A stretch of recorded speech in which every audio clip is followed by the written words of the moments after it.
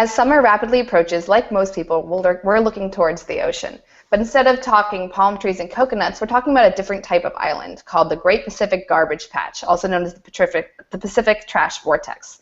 This is Jen for Curiousmatic, and I'm here today with my colleagues James and Dutch, who are going to ask me a couple questions about this Pacific Trash Vortex and the kind of dangers that it poses to the Earth and to marine life. So we'll open it up. Who'd like to start? I'll start. First of all, the word trash vortex is terrifying. It kind of like strikes fear into my heart. And secondly, I'm wondering what the scope of the trash vortex problem is.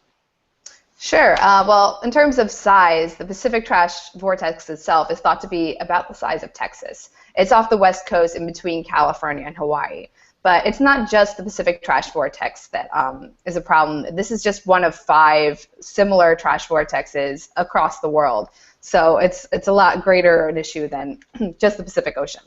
Right. A second question, what are the specific dangers to trash vortexes?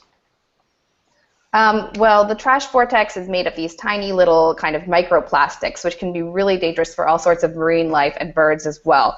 So hundreds of species suffer from entanglement and ingestion every year. Hundreds of thousands of sea turtles die every year, and about 1 million seabirds die as well from ingestion or entanglement. That sounds like a pretty big problem. Yeah. Hey Jen, Dutch here. I read your article and I loved it, and it made me wonder, how can I make sure that I'm not somehow contributing to the problem? Sure. Well, it's estimated that about 80% of the plastic that makes up these vortexes does come from land, but mostly from illegal dumping and pollution. So as long as you personally are, recycling your plastics, you choosing wisely good plastics from bad plastics and not littering, then you probably are morally responsible for the vortex. But obviously, the problem's a lot bigger than that, and it'll require more social and political action to make a difference. Gotcha. And I was also wondering, are there people who are working to try to clean things up? And if not, why not? Yeah, well, there's a lot of really helpful people attempting to clean up the mess. One of them is the ECC, the Environmental Cleanup Coalition. And the NOAA is also doing work to try to clean up the mess.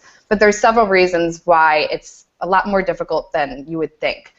First of all, if it were a massive trash, it would be easier to pick up, but it's actually a lot of tiny little microplastics floating and whirling in the ocean. So it's very tricky to clean up and also quite expensive.